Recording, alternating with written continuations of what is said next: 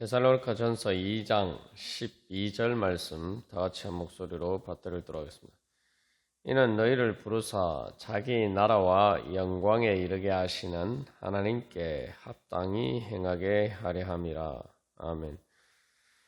하나님께서는 우리를 하나님 나라와 그 영광으로 부르셨습니다. 이제 우리는 하나님께 합당하게 행할 때에 하나님 나라의 영광을 받을 만한 바로 그런 자리에 서도록 우리가 주님의 뒤를 따라가야 됩니다. 그래서 우리가 이제는 영광의 기준을 하나님 나라의 영광, 그 참된 영광에 우리가 기준을 두고 우리가 그 영광을 추구하면서 살아가야 됩니다. 그래서 어제 우리가 이 하나님 나라의 영광이 하나님 안에서 서로 사랑하는 바로 그 행복의 영광이다. 우리가 그렇게 나눴습니다. 그래서 그것은 어떻게 받는 것보다 주는 것을 통해서 바로 사랑을 이루어가는 바로 그러한 영광이죠. 그래서 그것은 바로 이제 사랑의 영광이고 또 사랑의 그 행복을 가운데 살아가는 생명의 영광입니다. 우리가 사랑의 영광 가운데 있을 때에 우리의 생명이 정말 살아있는 것으로 살아있는 기쁨을 충만하게 누리게 되죠. 우리가 이렇게 이 하나님 나라의 영광을 추구하면서 살아갈 때에 이제 우리는 죄와 사망의 권세를 따르는 것을 부끄러워해야 됩니다. 우리의 근본적인 문제가 이 죄를 짓는 것을 사람들이 영광으로 생각하는 경우가 많다 이 말이죠. 일반적인 경우 죄 짓는 것 자체를 사람들이 영광으로 생각하지 않지만 많은 경우에 죄를 통해서 뭔가 세상 영광을 얻는 것을 영광스럽게 생각하는 경우가 많다 이 말이죠. 그러나 그렇게 죄를 통해서 얻은 물질이나 권력이나 이런 영광들은 사실은 영광이 아니라 부끄러운 것이다. 그것을 우리가 깨달아 알아야 됩니다. 우리 눈에 실제로 그것이 부끄럽게 보여야 돼요. 그렇기 때문에 그런 것을 통해서 얻은 것은 부끄러운 것이고 또 거기에서도 이제 그 죄를 통해서 얻은 영광이라는 거예요. 그러니까 내가 섬기고 사랑하고 주는 것이 아니죠. 그런 거 사랑하지 않고 그냥 받기만 하는 것, 그것을 영광스럽게 생각할 것이 아니라 그것은 주님 앞에서 하나님 앞에서 이제는 하나님의 빛 가운데에서는 부끄러운 것으로 드러난다 이 말이죠. 우리가 조금만 이게 생각해 보면은 왜 그것이 부끄러운 것인지 알 수가 있죠. 그래서 어린아이들 같은 경우에는 사실은 이렇게 주는 것을 능력이 없어서 할 수가 없습니다. 어린아이는 그냥 받기만 하죠. 그런데 우리는 주지 않고 받는 것을 영광이라고 착각하면서 살 때가 많습니다. 그런데 사실은 그것은 무능한 것이죠. 다시 말하면 사랑할 수 없는 무능한 것이죠. 그래서 어른이 되어서도 인격적으로 성숙하지 못해서 바로 그런 자리에 머물러 있다면 그건 이제 부끄러운 것이죠. 그리고 또한 죄도 부끄러운 것입니다. 왜냐하면은 죄는 를 통해서 죽음에 이르기 때문이죠. 죽음이라는 것이 가장 큰 무능력이죠. 우리가 세상 영광도 보면은 능력과 관련이 되어 있어요. 그러니까 능력이 있으면은 영광스럽다. 돈이나 이런 권력이나 이런 것들이 다 어떤 뭔가를 할 수 있는 이제 능력을 준다라고 생각하기 때문이죠. 그리고 무능력한 것을 부끄러운 것이라고 생각합니다. 근데 우리의 사랑의 행복을 줄 수 있는 그 능력을 가지지 못한 것에 대해서는 우리는 부끄러워하지 않는단 말이죠. 그게 사람이 살아가는 데서 제일 행복하게 만들어줄 수 있는 것인데 그런 것을 할 줄 모르는 무능력한 것은 부끄러운 것이죠. 또한 죄가 부끄러운 것은 사람들이 뭐 돈이나 권력이 있으면은 있는데 사랑하지 않으면은 뭐 앞에서는 사람들이 굽신굽신거리고 아첨할지 모르지만 아무도 마음으로 중심으로 좋아하는 사람이 없습니다. 다시 말하면 사랑받지 못해요. 죄를 지으면은 사람들에게서 절대 사랑을 받을 수가 없죠. 오히려 사람들이 싫어하죠. 그렇기 때문에 사실은 겉으로 보이는 그 영광이란 건 다 빈 껍데기죠. 진정으로 사실 아무도 죄 짓는 사람을 영광스럽게 대해주지 않습니다. 그렇기 때문에 죄의 영광은 사실 빈 껍데기이고 사실 영광스러운 것이 아니라 수치스러운 것이고 결국은 하나님의 심판 앞에서 그 모든 것들이 부끄러운 것으로 무능력한 것으로 그 죄의 무능력이 드러나게 된다는 것이죠. 세상에서는 뭐 그러한 죄를 통해서 사랑하지 못하는 그래서 행복을 얻지 못하는 그런 무능력을 세상 권력이나 재물이나 뭐 이런 것으로 감출 수 있을지 몰라도 결국 마지막 죽음의 순간에 있어서 그것들이 다 부끄러운 것으로 드러나고 하나님의 심판 가운데서 그것들이 다 부끄러운 것으로 드러나게 되어 있습니다.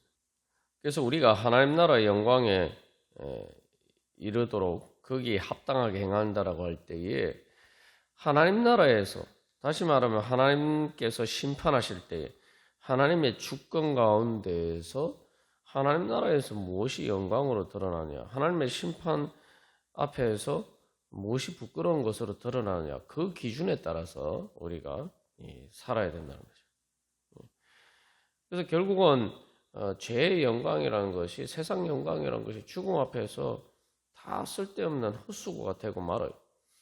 여기서도 오히려 이제 사실은 세상의 그러한 영광을 가진 것들이 죽음 앞에서는 더 부끄럽게 되죠. 왜냐하면은 그것들을 통해서 많이 다 자랑했는데 그 자랑한 것들이 다 의미가 없고 헛수고였다라는 것이 드러나니까 그런 것이 없는 사람분들보다 사실은 더 부끄럽게 되는 거죠.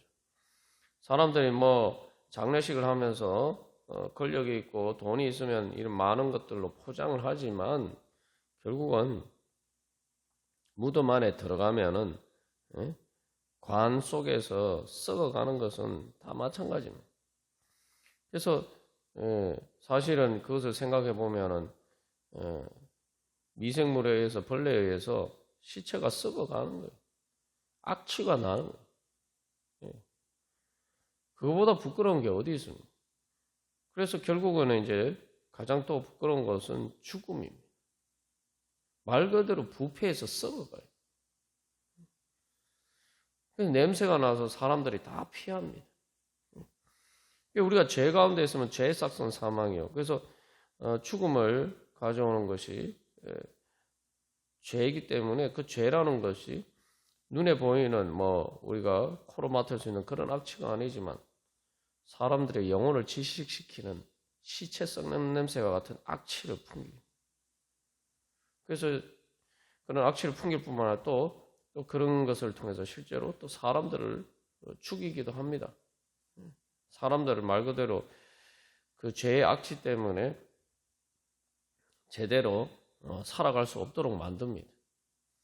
다 그게 부끄러운 거예요.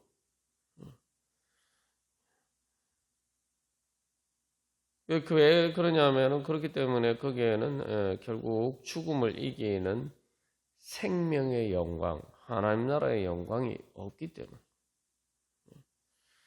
이제 우리가 하나님 나라의 영광에 따라 이제 살면은 그런 죄와 죽음에 이르게 되는, 죽음을 이기지 못하는 그런 죄와 또 하나님께 대한 불신을 부끄럽게 여깁니다. 대신에 우리는 이제 무엇을 영광스럽게 생각해야 되느냐? 하나님의 의를 따르는 것을 영광스럽게 되고, 또 사망과 반대되는 생명을 따르는 것을 영광스럽게 생각하고, 그것을 내 영광으로 추구해야 됩니다. 근데 이것이 우리가 진짜 하나님 나라에 대한 믿음이 없으면은 우리가 이렇게 살기가 사실은 쉽지 않죠. 그래서 세상에서 하나님의 의를 따르는 것은 많은 경우에 손해보고 또 고난받는 이런 경우들이 많아요. 그래서 예수님께서도 너희는 먼저 하나님 나라와 하나님의 의를 구하라 말씀하셨죠. 하나님 나라의 영광은 뭐냐면은 하나님의 심판대 앞에서 하나님 나라의 의를 따라서 행했기 때문에 하나님께서 그것을 인정해 주시고, 하나님이 거기에 대해서 잘했다 칭찬하시면서 상 주시는 것, 그것을 추구하면서 살아야 되는 거죠. 그게 바로 하나님의 의죠. 하나님께서 옳다고 여기시는 것, 하나님께서 의롭다고 인정해 주시는 것, 그렇기 때문에 그 정의를 따라서 그 의를 행한 자에게 하나님께서 보상해 주시고 갚아 주시는 것, 그게 하나님 나라의 영광입니다. 그래서 이제는 우리가 하나님의 의를 따라서 행하는 것을 영광으로 알아요. 근데 이것은 이제 죄 가운데 있는 세상 속에서는 그 하나님의 의를 따르면 오히려 하나님의 의까지 아니라 일반적인 그냥 의를 따라도 사실은 많은 어려움을 당할 때가 많죠. 사람들이 기본적으로 죄를 짓는 이유는 죄가 죄를 자체를 즐기고 좋아해서 그렇게 행하는 경우도 있지만, 또 내가 살기 위해서, 내가 손해보지 않기 위해서, 내가 이익을 얻기 위해서, 또 한 걸음 더 나가서 내가 행복하기 위해서 어쩔 수 없다, 그렇게 생각하고 그래서 죄를 지을 때가 많아요. 그 의를 따르면은 내가 손해보고, 그러니까 내가 제대로 잘 살 수 없고, 그렇기 때문에 내가 행복하게 살 수 없다. 많은 경우에 우리가 현실에서 보면 그렇게 우리가 그런 것들을 실제로 또 체험할 때가 많죠. 그러다 보니까 우리가 이제 사실은 의를 따르는 것을 영광으로 생각하기보다 부끄럽게 생각할 때가 오히려 더 많아요. 그래서 오히려 의를 따르는 사람들이 왕따 당하고, 그 죄 가운데서 같이 죄를 따라서 살지 않으면은 사람들에게서 이렇게 부끄러운 것처럼 우리가 그렇게 생각할 때가 많아요. 그렇기 때문에 여기서 이제 믿음이 필요한 거죠. 그래서 이제는 이제 하나님 나라와 그 영광을 바라보면은 우리가 이제 하나님의 의를 따라서 행하는 것이 현실적으로 당장 눈앞에서 보면 손해고, 또 그것들이 잘 살 수 없는 길이고, 실제로 바울이나 데살로니가 교회 교인들이 그랬지 않습니까? 그러니까 하나님 나라의 의를 따라서 상할 때 로마 제국의 그러한